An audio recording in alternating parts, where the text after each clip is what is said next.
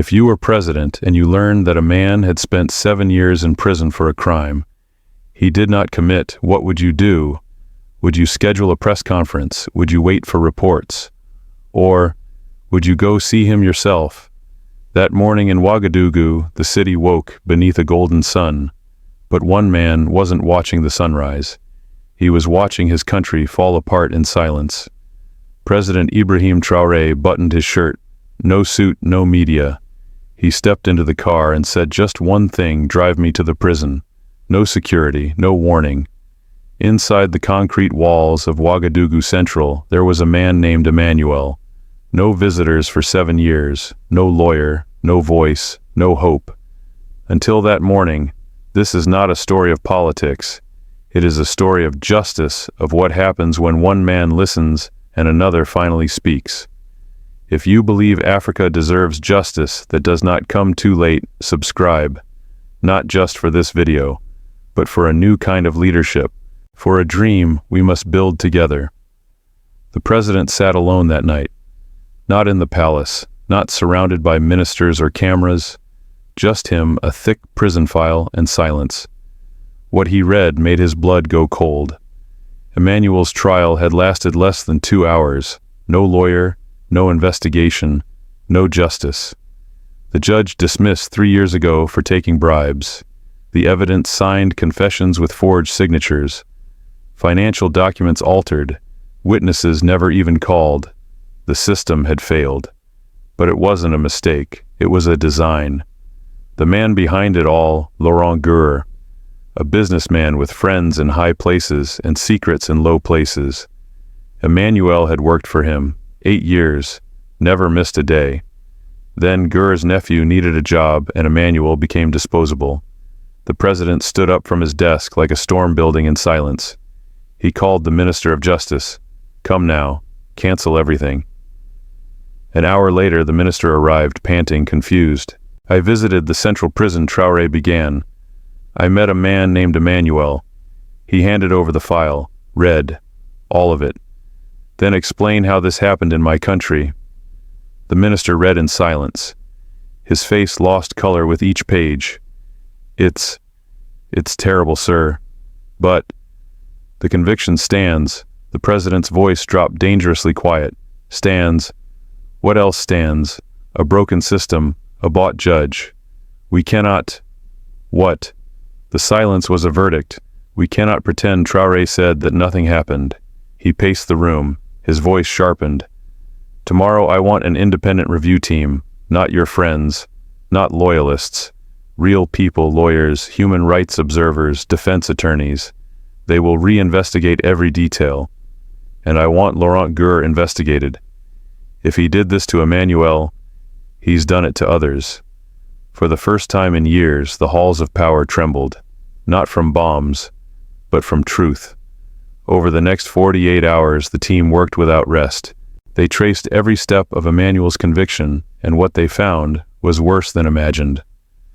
Gurr's company had filed similar charges against 5 other workers, all poor, all unrepresented, all swiftly imprisoned.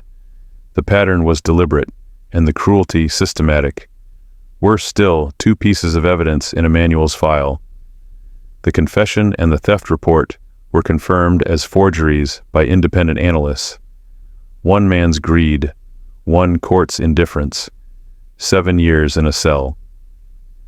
When the report reached the president's desk, he didn't shout, he didn't scream, he just whispered, "We will not only free him, we will tear this rot from the roots." 3 days later, the president returned to Ouagadougou Central. But this time he did not come alone. Cameras followed. Legal teams followed. The entire country watched. From villages to cities, from cell phones to radios, every ear was waiting. In the prison, whispers moved faster than footsteps. He's here again. Why, with the media, Emmanuel sat on his thin mattress, eyes, dull from years of silence. He heard the footsteps, but he did not move. Hope had betrayed him too many times, until Emmanuel. He looked up. This time the president's voice was not alone. It echoed in the chamber of steel and sorrow, and behind him stood journalists, lawyers, and the weight of the nation. "I have read your file," the president said. "You were not only wrongly accused, you were betrayed." Every prisoner pressed against the bars, some in disbelief, some in tears. "I'm sorry," Traoré said, his voice shaking. "Our courts failed you. Our country failed you, but today we begin to make it right." He turned to the legal team. "Emmanuel, you are going home." There was silence. Emmanuel gripped the bars. This is real." "Yes," the president answered. "You are a free man." When the cell opened, the air itself seemed to change. Emmanuel stepped forward, legs trembling like a child's. His tears were not of weakness. They were of release. The corridor erupted, cheering, crying. Inmates pounding walls not in anger but in joy. Hope was contagious. Outside, a crowd had gathered. News had traveled faster than orders. When Emmanuel stepped into the sun for the first time in 7 years, the crowd clapped, shouted, cried. Microphones surged forward. "How do you feel? What will you do? Do you hate the people who did this to you?" Emmanuel paused. He closed his eyes, then spoke slowly, truthfully. "I don't know how to feel. I have no job, no home, no family, but I have hope. And perhaps that's enough to start with." The president placed a hand on his shoulder. "You are not alone," he said. "This country owes you a debt it can never repay, but we will try." That night, Emmanuel slept not in a cell, but in the presidential guest house. He showered, ate, sat in a chair that was not metal or bolted to the floor. For the first time in years, he chose what to wear. And across from him sat the man who changed everything. President Traoré poured him tea. "Tell me," he asked gently. "Before this, what were your dreams?" Emmanuel smiled. Not a guarded smirk, but a full human smile. "I wanted to be a teacher," he said. "I studied education. Before the job, before the prison." The president didn't hesitate. "Then you will be." He made the call that night. Education, training, a position when ready. But this story, this liberation was only the beginning. By the end of that week, President Traoré no longer saw Emmanuel as just one man. He saw him as a mirror reflecting a system long corroded by neglect, silence, and fear. If this happened to Emmanuel, he told his cabinet how many others are suffering quietly. Buried alive by our indifference, his voice was calm, but beneath it fire. The ministers shifted in their seats. "This will open old wounds," said one. "It could collapse public trust," said another. "Then we build something better," Traoré replied. "Let the wounds bleed. Truth is the only antiseptic." And so began Operation Justice Light. A national audit unlike anything the country had attempted before. All prisoners held for more than 5 years, especially those without legal representation, would have their cases reviewed. No matter how long ago, no matter how politically inconvenient. A team of prosecutors, defense attorneys, human rights observers, and independent judges was assembled. Emmanuel, freshly freed, still adjusting to life beyond steel bars, was asked to serve as special advisor. He didn't hesitate. "I will not waste my freedom," he said, "not while others remain shackled by silence." The work began.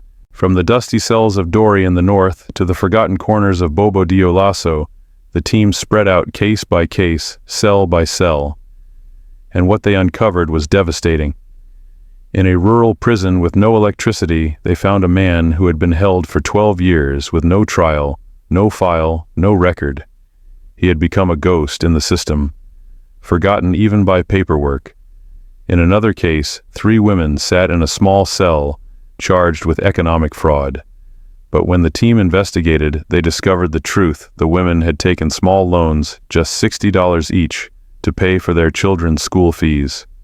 When they couldn't repay, they were arrested. No trial, no lawyer, no explanation. This was not justice. This was punishment for being poor. Within 6 months, Operation Justice Light had reviewed over 2,000 cases. 347 people were found to be wrongfully convicted or held past their legal sentence. Each name told a story. Each face bore the weight of stolen years. Families had broken, futures had vanished. and yet until now no one had listened. But the review uncovered something darker still, a pattern. Laurent Gour, Emmanuel's former employer, was not alone. He was part of a wider network of powerful businessmen who had manipulated the justice system to remove anyone they saw as inconvenient. Employees, competitors, whistleblowers. The tactics were the same: fabricated evidence, coerced confessions, bought judges. It wasn't just incompetence, it was strategy. And now the strategy was exposed. Gour was arrested, this time for real. Fraud, bribery, conspiracy. He now occupied the very cell Emmanuel had once sat in. When Emmanuel visited him face to face, no anger in his voice, he said only, "This justice is not revenge. It's the hope that others won't suffer as we both did, you in your greed and me in my innocence." Even Gour, arrogant, untouchable, wept. But Emmanuel knew that freeing the innocent was not enough. "We must fix the system," he told the president. "Otherwise it will keep breaking people." And so, under his guidance, the country launched the most sweeping justice reform in its history. New rules required every prisoner to be assigned legal counsel within 72 hours. New prosecutors underwent mandatory ethics training. Judges were evaluated not just by rulings, but by fairness, integrity, and transparency. Each region established legal aid clinics, places where poor citizens could receive real representation free of cost for the first time. And perhaps most symbolically, a new prison oversight board was created. Not led by generals, not by politicians, but by Emmanuel himself. He traveled across the country, not as a victim, but as a living reminder of what happens when no one pays attention. He sat in broken cells. He listened to stories. He reviewed files by candlelight. He didn't just supervise, he remembered. In a village near the border, he found a 16-year-old boy arrested for stealing 2 loaves of bread. No trial. 18 months locked up. Emmanuel had only one question: what kind of nation puts a child in chains for being hungry? The next day the boy was released, and the baker, once silent, offered him an apprenticeship, not out of guilt, but because someone had finally listened. And still Emmanuel pushed further. Freedom, he said, is not just the opening of a cell door. It is the rebuilding of a person. He advocated for job training for former inmates, psychological support, family reunification services, education access from inside prison walls, because freedom without tools was just another form of imprisonment. President Traoré supported every initiative, even when critics called it expensive, even when power brokers resisted. The price of injustice, he replied, is always higher. A year after Operation Justice Light began, something unimaginable happened. The Ouagadougou Central Prison hosted a national ceremony. The walls were repainted, the cells cleaner. A library now stood where Emmanuel's old cell had been. Above the door hung a plaque: "Justice delayed is justice denied, never again." Emmanuel stood before a crowd of officials, ex-prisoners, and their families. His voice was steady. "A year ago I was forgotten. Today I am proof that no voice is too small if someone is willing to listen." And then he smiled, because this time everyone was listening. 3 months after his release, Emmanuel stood before a packed auditorium at the University of Ouagadougou. Gone was the thin, broken figure who had emerged from a cell. He wore a crisp white shirt, a charcoal jacket, and eyes that no longer looked at the floor. He looked ahead, straight into the future. "I speak to you not as a victim," he began, "but as a witness." His voice was steady. His message was fire. "When power operates without accountability," he said, "it does not stumble, it devours. But when truth finds a voice, even the walls of prison tremble." In the front row sat President Traoré, arms folded, silent, proud. This speech was Emmanuel's idea. He had asked to speak directly to the future lawyers, judges, prosecutors of Burkina Faso, not to tell them what to think, but to remind them of what silence costs. After the speech, students lined up to shake his hand, some with tears, some with questions, some just to say thank you. But Emmanuel's work wasn't just in lecture halls. It was in courtyards, in dusty towns, in prison corners where hope still flickered like a dying flame. He traveled more than any minister, and he carried no bodyguards. In the town of Titao, he found a prison where women were locked up with infants. No diapers, no food, no medical care. In the south, he met a man who had memorized 200 pages of legal codes because there was no lawyer to read them for him. Everywhere he went, he asked one question: who speaks for those who are silent? And every time he answered it with action. One day Emmanuel returned to a place he never thought he would see again. The cell that had held him for 7 years. But it wasn't a cell anymore. It had been transformed into a library. Shelves lined the walls. Books on law rights leadership. On the door was a plaque, "From silence knowledge shall rise." He stood there, hands in his pockets, watching 2 young inmates read side by side. He didn't interrupt, he just smiled. But the most powerful moment came months later. The government offered Emmanuel a choice, a state honor, a medal, or anything he wanted. He chose none. Instead, he asked to visit Laurent Gure, his former employer, the man who had destroyed his life. Now Gure sat in the very prison where he had once sent others. The guards were nervous, the room tense. Emmanuel entered quietly, sat across from him, and spoke. "I'm not here for revenge. I'm here so this cycle ends. You lost yourself in greed. I lost myself in silence. But maybe, together we can stop others from losing more." Gure, once arrogant, powerful, untouchable, cried, not from guilt, but from the shock of grace. The next day, President Traoré made an announcement. Emmanuel would become the chair of the Independent Oversight Board on Prisons and Justice Reform. It was a role that didn't exist before. It now became essential. And when international journalists asked Traoré why he had entrusted such a role to someone with no political background, he said because he lived the failure, and he turned it into fire. Today, children learn Emmanuel's name in schools, not because he was famous, but because he proved something deeper, that pain, when spoken aloud, can become power. That one man forgotten by all can rise to lead the many. That justice, when delayed, can still arrive, and when it does, it walks not in the shadow of punishment, but in the light of healing. A year ago, Emmanuel was a name buried beneath bureaucracy, a number, a cell, a forgotten man behind a forgotten door. Today, he is not just free, he is transforming the very system that once erased him. But this story is not just about him. It is about us, about what happens when a nation stops pretending that silence is peace, about what begins when we finally listen, not just with our ears, but with our courage. President Traoré did not free Emmanuel alone. He did something harder. He admitted the system was broken, and then he let truth lead the way. That kind of leadership is rare, but it is possible. That kind of justice is delayed, but it is not denied. Let us not pretend this story ends in applause.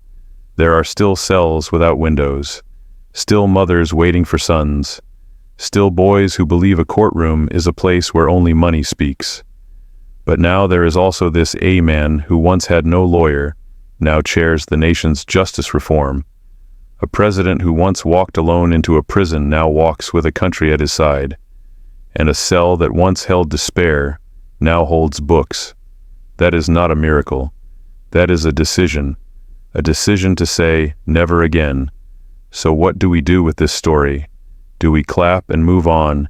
Do we turn off the screen and return to comfort? Or do we speak because somewhere out there is another Emmanuel, another silent cell, another injustice waiting to be noticed? Will we wait 7 more years, or will we act now? If this story moved you, comment New Africa. Not because it is perfect, but because it is possible. Not because justice is easy, but because it is sacred. Not because Emmanuel was saved, but because through him, we all were reminded of what must never be forgotten. Justice is not a place. It is a path, and we must walk it together. Since the day Emmanuel walked out of the heavy iron gates of Ouagadougou Central Prison, every step he took became a quiet but resounding reminder to the entire nation that justice does not begin in the courtroom, but in the act of truly listening. After the moving ceremony at the University of Ouagadougou, where Emmanuel addressed future generations of legal professionals, his travels intensified. No longer limited to major cities, he made his way into remote villages where his name was not uttered with formality, but with a kind of reverence. To them, Emmanuel wasn't a politician. He was someone who had lived through what they only dared to imagine being heard. In the village of Saponay, he met a middle-aged woman named Miriam. She had been sentenced for public property damage, after arguing with a local official over prolonged water outages.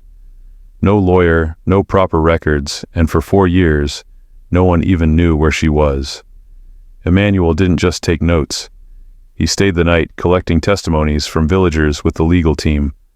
The next morning, her release papers were signed on the spot. Stories like Miriam's repeated across the country. Emmanuel was not a journalist, nor a formal officer of the court. He entered prisons like a man who had once slept on cold tiles, eaten moldy bread, and counted the echoing footsteps of guards, like a clock ticking toward forgetfulness. That's why when he appeared, prisoners went quiet, but then came tears, confessions, reopened files, and flickers of hope. The government of Burkina Faso, under the pressure of reform, began to realize a simple truth. The abandoned were not a burden, they were the torchbearers. Nationwide training programs for legal personnel were launched using materials drafted by Emmanuel himself, not from theory, but from lived experience. At an international human rights summit in Addis Ababa, when the Burkina Faso delegation presented its reform progress, the official keynote speaker was not the justice minister, but Emmanuel, a former prisoner. He walked onto the stage with no script, only his story. He began with one sentence: "I was buried alive in silence, but I returned to speak for the buried." The entire hall stood and applauded. Emmanuel's influence rippled beyond borders. Neighboring countries like Mali and Niger began sending observers to learn from Operation Justice Light. Regional initiatives launched to reinvestigate old cases, digitize court records, and offer legal counsel to the voiceless. Emmanuel became an unofficial ambassador, not of a government, but of people. But his journey wasn't without resistance. He received threats.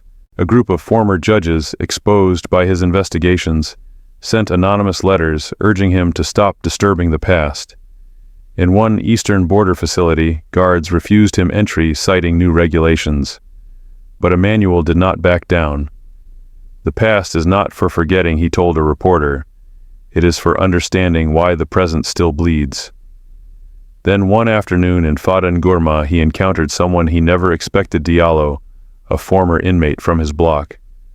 Years ago, Diallo had lent him a pair of plastic sandals when Emmanuel's feet were bleeding after his first night in prison. Now, Diallo had also been exonerated and worked at a local legal aid center. They embraced silently in the school courtyard. No words needed. They were both living proof that justice delayed could still be reclaimed. At the newly designated National Day of Justice commemorating Emmanuel's release, he gave a speech. Justice is not written in thick manuals. It begins with how we see one another, not as inmates or officers or former convicts, but as human beings. And with that sentence, thousands stood not just to honor Emmanuel, but to vow no more will anyone be buried in silence without someone listening. As Emmanuel's work deepened, so did his understanding of what justice really required, not just from laws, but from culture. Reforming a broken system wasn't only about rewriting legal codes or opening prison doors. It meant challenging mindsets hardened by decades of fear, silence, and mistrust. In many villages, Emmanuel encountered skepticism. "They only come with promises," one elder told him. "They forget us the moment the cameras leave."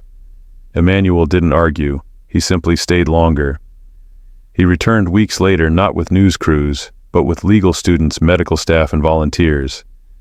He helped rebuild a classroom in the village, and when the chief asked why, he replied, "Because justice without presence is noise, and I plan to stay." Gradually, people began to believe not just in him, but in the possibility that the system could be reshaped by those it once broke. One afternoon, Emmanuel visited a remote prison near the Mali border. There, in a crumbling wing, with no running water, he found an elderly man named Adama. He had been arrested during a protest 14 years prior, accused of inciting violence. There was no trial, no charge sheet, no lawyer, just a single note in the prison ledger, to be held until reviewed. Adama's beard was gray, his back hunched. But when he saw Emmanuel, he recognized him instantly. "You are the one who walked free," he whispered, eyes wide with disbelief. Emmanuel knelt beside him. "And you will be next." Adama's case, once reopened, ignited a national outcry. How many more were being held until reviewed? The Ministry of Justice was forced to admit that more than 120 prisoners across the country had been incarcerated for over a decade without trial. The public reaction was swift. Civil society groups, emboldened by Emmanuel's work, demanded sweeping transparency. This was no longer just a justice reform. It was a social awakening. And yet, as awareness spread, so did pushback. Certain officials began to frame Emmanuel as too idealistic, accusing him of destabilizing old structures too quickly. Media outlets loyal to entrenched interests questioned his qualifications. "Is Burkina Faso being run by a former prisoner?" one newspaper editorial asked. President Traoré responded with a single sentence at a press conference. "If being imprisoned unjustly disqualifies someone from leadership, then perhaps we've forgotten who put them there." Public support surged again. But Emmanuel remained unfazed by headlines. He believed the true challenge wasn't politics, it was building trust with the invisible. With those who didn't believe justice was for them. He began organizing listening circles inside prisons, weekly gatherings, where inmates could tell their stories directly to lawyers, judges, and civil society monitors. Some sessions lasted hours. Others ended in tears, confessions, or most powerfully silence. In silence, Emmanuel would later write, "You hear the deepest wounds."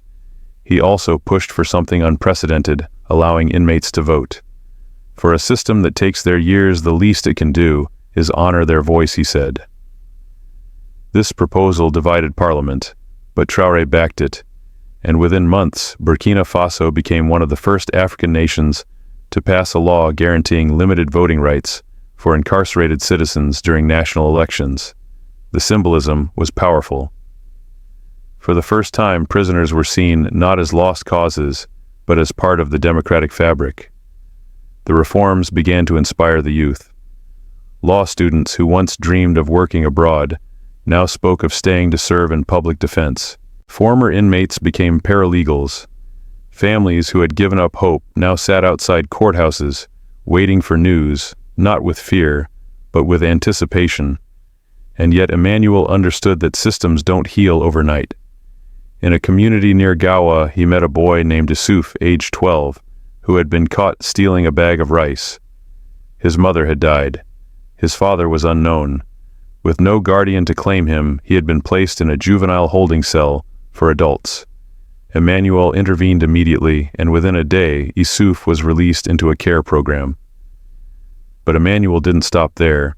He helped establish the country's first national juvenile defense network, a coalition of child advocates, psychologists, social workers, and legal experts, tasked with ensuring no child was ever again placed in an adult prison. By year's end, 3 juvenile rehabilitation centers were built, facilities focused not on punishment, but on healing, skill building, and reintegration. Traoré often said that Emmanuel's greatest gift wasn't what he fixed, but what he revealed. He showed us, the president remarked in a televised address, that our silence was a form of violence, and that courage begins the moment we listen. International organizations took notice. Emmanuel was invited to speak before the United Nations Human Rights Council. Dressed in a simple white shirt and traditional Faso Dan Fani fabric over his shoulder, He stood before a global audience and said, "I do not come to shame anyone. I come to remind us all that injustice is not a local failure. It is a universal disease, and every nation must ask, who have we silenced?" The room was still. Then came a standing ovation. But for Emmanuel, the work was never about applause. Late one night, after returning from another prison review mission, he sat alone in the small guest house room provided by the state. A journal lay open on the table. He wrote, "If I am to be remembered, let it not be for what I said, but for where I went when no one else would." He paused, then added one more line, "and for refusing to look away."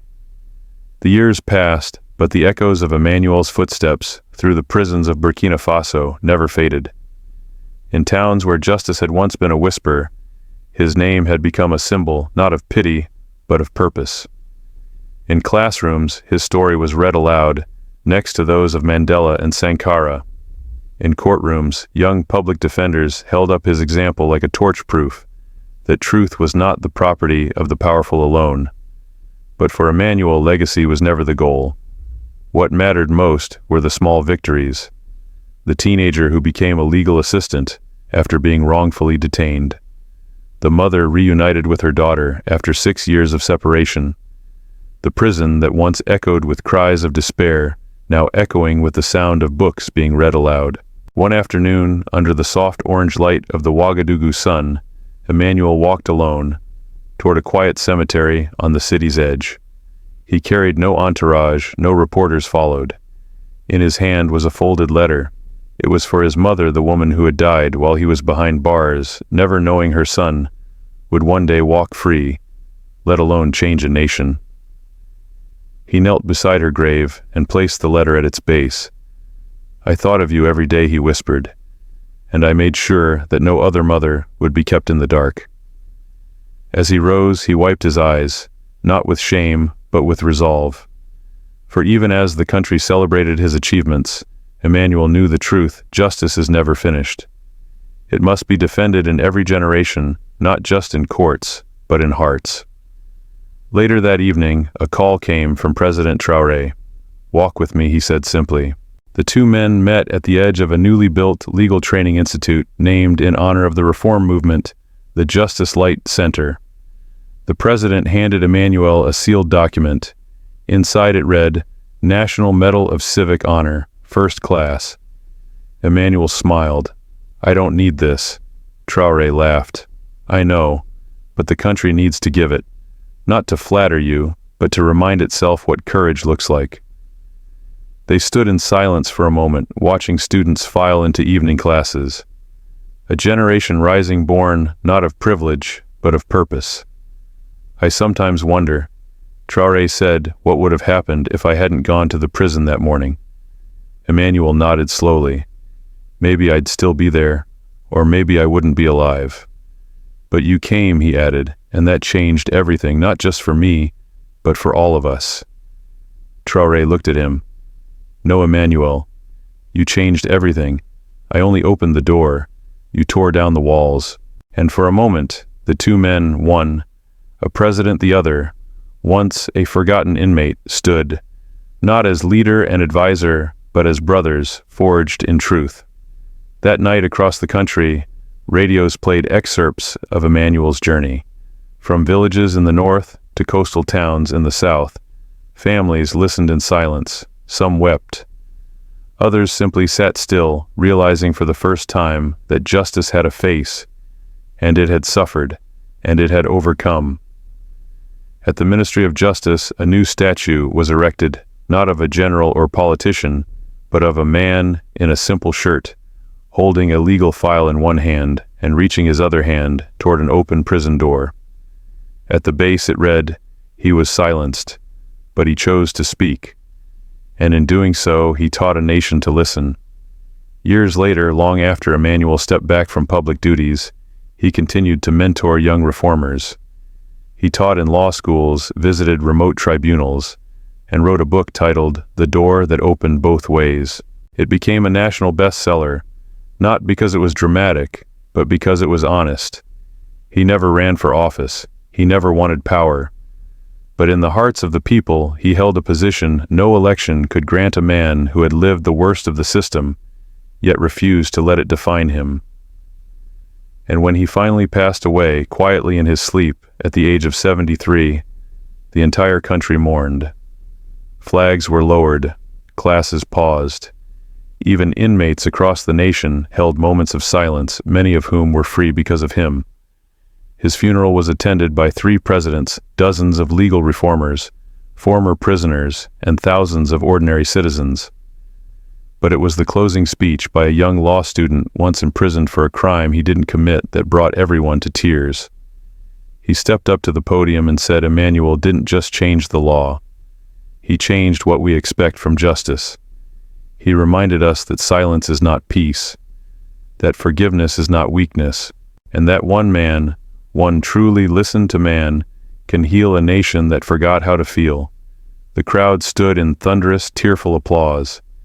And somewhere in a quiet library, built inside a former prison cell, 2 young boys turned a page and read Emmanuel's story, not as history, but as a promise. A promise that justice, though delayed, will not be denied. And that healing, though slow, always begins with the courage to listen.